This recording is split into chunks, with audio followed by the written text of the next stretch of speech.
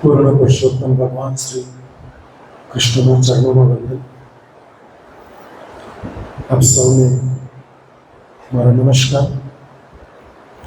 આજના design thinking idea to impact કાર્યક્રમમાં ઉપસ્થિત પરમ સ્નેહી, પરમ આદરણીય કરમજીતજી, મારા વાઇસ પ્રિન્સિપલ હિતેશભાઈ, જેણે આખું સંચાલન કર્યું છે, કરિયર ગાઈડન્સ પ્લેસમેન્ટ સેલના અધ્યક્ષ ડૉક્ટર નેહાબેન, તમામ અધ્યાપક મિત્રો અને વલ્લા દીકરા દીકરી. ગાયડા કોલેજ 10 વર્ષથી એક અલગ માઇલસ્ટોન ઉપર પહોંચી રહી છે અને એને એક નવું બોરપીચ આજે કરમજીતસિંહ, તમારું ને મારું જે મિલન થઈ રહ્યું છે એમની જોડેનું એક નવું બોરપીચ છે. એટલે જોરદાર તાળી એમના માટે થઈ છે. કારણ તાળી પડાવવા પાછળનું કારણ માત્ર એક છે, પ્રિયાંશી માટે પણ થઈ જશે ને તો પ્રાર્થના રજૂ કરી. પ્રવચન આપવું સરળ નથી, સાંભળવું પણ એટલું સરળ પ્રક્રિયા નથી, પરંતુ પ્રવચન આપો તો બહુ જ સારું લાગે. એટ ધેટ ટાઈમ મારો વર્ષો, છેલ્લા 34 વર્ષનો અનુભવ છે, બહુ જ સારું લાગે. પણ સાયકોલોજીમાં એબિંગ હોન્સે એક સરસ 20 વરણનો ચાર્ટ આપ્યો કે માણસ શીખ્યા પછી 20 મિનિટમાં 50% ભૂલી જાય છે. તો મને એ ખબર છે, પરંતુ જે આજે કામ કરવા જઈ રહ્યા છે, આઈડિયા ટુ ઇમ્પેક્ટ, કદાચ આની વર્ષોથી સાધના કરી રહ્યો છું એમ કહું તો જરાય અતિશયોક્તિ નથી. આચાર્યની વ્યાખ્યા આચરણ ઇતિ આચાર્ય. દાખલા તરીકે હું મારા બાળકને માતા પિતાના ચરણ સ્પર્શ કરવા કહું છું તો હું પહેલાં કરું છું. Idea to impact, very practical example in and my life. તમારા ને મારા જિંદગીના પ્રેક્ટિકલ ઉદાહરણ. શ્રીમદ ભાગવત ગીતા રોજ વાંચું છું. મારા માતા પિતા વાંચતા, હું વાંચું છું, મારા બાળકો વાંચે છે, હું બાળકોને વંચાવું છું. મેડિટેશન રોજ કરું છું, મારા બાળકો કરે છે. કન્સન્ટ્રેશન રોજ કરું છું. Put in practice. મિત્રો, એક વિચાર તમારી જિંદગીને બદલી નાખે છે. હું બહુ સ્પષ્ટ, ખૂબ આત્મવિશ્વાસપૂર્વક કહું છું કે તમે જે પણ ઘર પરિવારમાંથી આવતા હોય તો ભલે ગમે એટલા ગરીબ હોવ, પણ જો તમારી પાસે 10 સારા વિચારો હશે ને, વિચારોને ઇમ્પ્લિમેન્ટેશન એટલે એનું આચરણમાં મૂકશો તો જ મહત્વ છે. બાકી વિચારો જ રહેશે. કારણ કે માણસને 50 થી 60 હજાર વિચાર આખા દિવસ દરમિયાન આવતા હોય છે. હમણાં તમને પણ આવી રહ્યા છે, હું બોલી રહ્યો છું તે ક્ષણે પણ તમને વિચાર આવી રહ્યા છે. એ વિચારો એવા છે કેટલા ઇમ્પ્લિમેન્ટેશન મૂકી શકાય. આચરણમાં મુકાવવું એ બહુ જ અગત્યનું પાસું છે.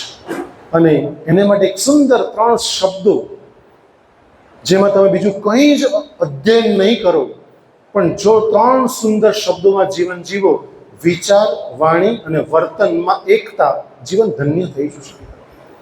વિચાર, જે વિચાર આવે તે એ પાછું વાણી દ્વારા પ્રગટ થાય તે જ, અને તે તમારા વર્તનમાં મુકાવવું જોઈએ. આખું જીવન તમારું ધન્ય થઈ જશે. બીજું કશું જ શીખવાની જરૂર. મન કર્મ વચનમાં એકતા. તમે કોઈ પણ, તમે કુરાન વાંચો, બાઇબલ વાંચો, શ્રીમદ ભગવદ્ ગીતા વાંચો, રામાયણ મહાભારત, બધી વાત એક જ ઉલ્લેખ કરે છે, મન કર્મ વચનમાં એકતા. અને સફળતાની કેટલીક ચાવી બતાવી દઉં, જેમાંની એક ચાવી કરમજીતસિંહ બતાવશે. પરંતુ પહેલી સફળતાની ચાવી તમે જે આજે આવ્યા છો, પહેલું છે ઇન્ટરેસ્ટ. બહુ જ અઘરું કામ છે. શબ્દ બહુ સરળ છે પણ સમજવું બહુ અઘરું છે. સાહેબ પૂછજો આ લોકોને, છે ને ઇન્ટરેસ્ટ શામાં છે, લોકોને પૂછજો તમે. મારા 34 વર્ષનો અનુભવ કહું સર, તો બાળકોને પૂછું તો છોકરા અંગે ક્રિકેટમાં, વોલીબોલમાં, એવા બધામાં રમતમાં ઇન્ટરેસ્ટ હોય છે. કેટલાક છોકરીઓ કે ગાવામાં, ડાન્સિંગમાં. એ સાહેબ 34 એક બાળક એમ બોલ્યું, સર મને વાંચનમાં છે, ભણવામાં છે બહુ ઇન્ટરેસ્ટ. સાહેબ એક પણ નથી. એનું કારણ મને ખબર નથી, પણ આજ સુધી એક વિદ્યાર્થી જો બોલ્યું હોય કે સર હું જે અભ્યાસ કરું છું TYB ઇંગ્લિશ સાથે, સાહેબ સાથે ઇંગ્લિશના પેપર, હવે તો પાછું મેજર અને માઇનર થઈ ગયા, પણ સાહેબ જે મારી સાથે ઇંગ્લિશ સાથે ગુજરાતી છે કે હિન્દી છે કે જે પણ વિષય, સાહેબ હું ધન્ય થઈ ગયો. મારી જિંદગીમાં હજારો જન્મના પુણ્ય કર્મ કર્યા છે કે આટલા સારા અદ્ભુત અને અવિસ્મરણીય વિષય ભણવાની તક પ્રાપ્ત થઈ છે. સાહેબ એક પણ વિદ્યાર્થી આજ સુધી નથી કહ્યું. તમે લોકોએ કહ્યું છે એ ધન્યતા અનુભવો છો તમે? ના, નોટ એટ ઓલ. આ બધું અમે રસ જાણીએ છીએ, આજે બેઠા છે સ્ટેજ ઉપર રસ જાણીએ અમે, છતાં બી અમે પ્રયત્ન છોડતા નથી. સફળતાની પહેલી ચાવી, જે પણ કામ કરો ઇન્ટરેસ્ટથી કામ. બાકી મોટે ભાગે આપણે લોકોને જોયા છે, સવારે કોલેજ આવે ત્યારે જોયું હશે કે સવારે ભાખરીને શાક, બટાકાનું શાક એની પત્નીએ બાંધી આપ્યું હોય અને નોકરી કરવા જતો હોય, ચહેરા પર સાહેબ બિલકુલ હાસ્ય નહીં હોય છે. હસવું મફત છે, કોઈ ચાર્જ નથી, છતાં પણ માણસ હસતો નહીં હોય. અને જો તમે પૂછી કાઢો ક્યાં જઈ રહ્યો છે, તો નોકરી નહીં બોલશે, નોકરો બોલશે.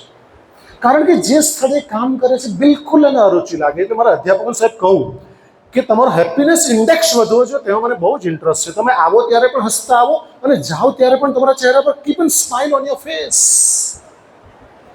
આ હોવું જોઈએ, રાજીપો હોવો જોઈએ. જે તમે કામ કરો છો 100% ઇન્વોલ્વમેન્ટ સાથે કામ કરો. એટલે એક તો ઇન્ટરેસ્ટ છે, બીજું છે દ્રઢ મનોબળ, મારે કરવું જ છે.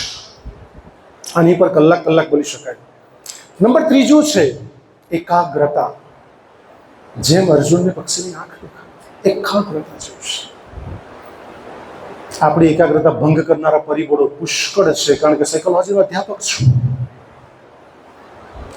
અને ચોથું છે જે કરમજીતસિંહ કરાવવાના છે, પ્રેક્ટિસ પ્રેક્ટિસ પ્રેક્ટિસ પ્રેક્ટિસ.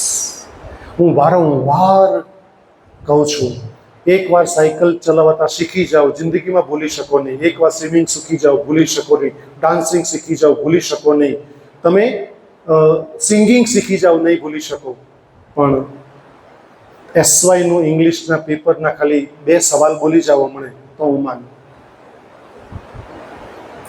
સાહેબ આપણને યાદ નથી, કારણ નથી યાદ, ઇન્ટરેસ્ટ નથી, કોઈ દ્રઢ મનોબળ પણ નથી, એકાગ્રતા પણ નથી. હા, જે તે વખતે યાદ રાખ્યું, લખી દીધું, વાત પૂર્ણ થઈ ગઈ.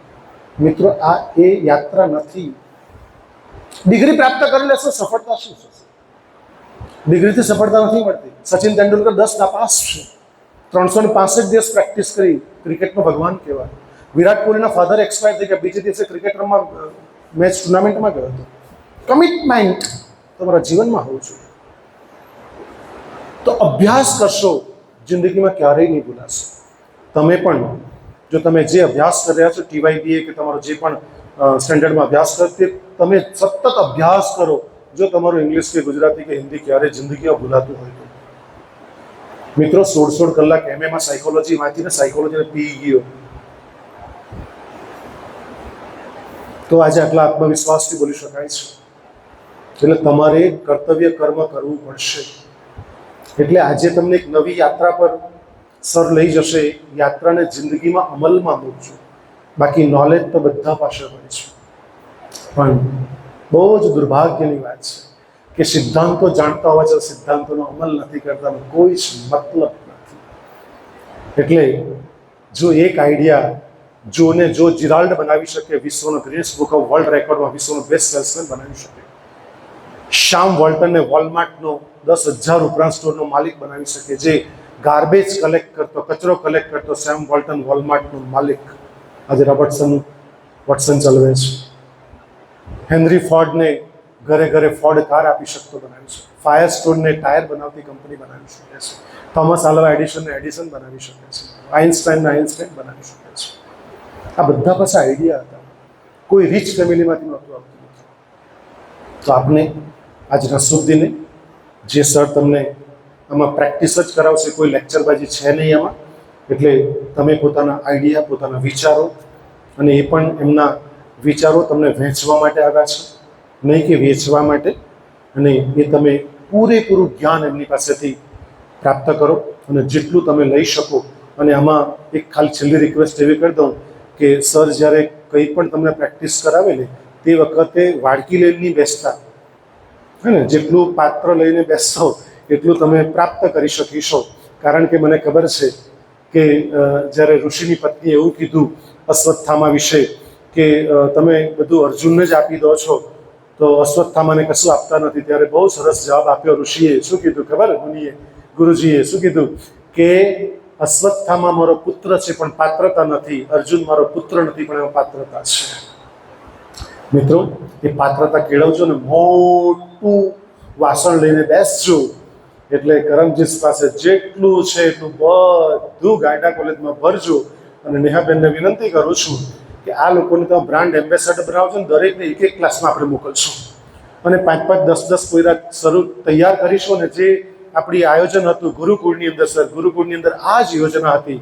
હું હૃદયથી ઈચ્છું કે તમે બ્રાન્ડ એમ્બેસેડર ગાયડા કોલેજના બનો ને આવતીકાલે 10-10, 15-15 છોકરાના ગ્રુપમાં તમે આ કામ કરાવો. હું ચોક્કસ એને વર્કઆઉટ કરીશ નેહાબેનને કહીને. એમાં હું તમને પૂર્ણ શ્રદ્ધા છે મને. તો આજના શુભ દિને કરમજીતસિંહને આવકારતા ગાયડા કોલેજ પરિવાર વતી હું આનંદ અને ગર્વની લાગણી અનુભવું છું. મારી ચર્ચાને માત્ર અલ્પ વિરામ આપું છું. ફરી પાછા મળીશું. જય હિન્દ, જય ભારત, જય જય ગરવી.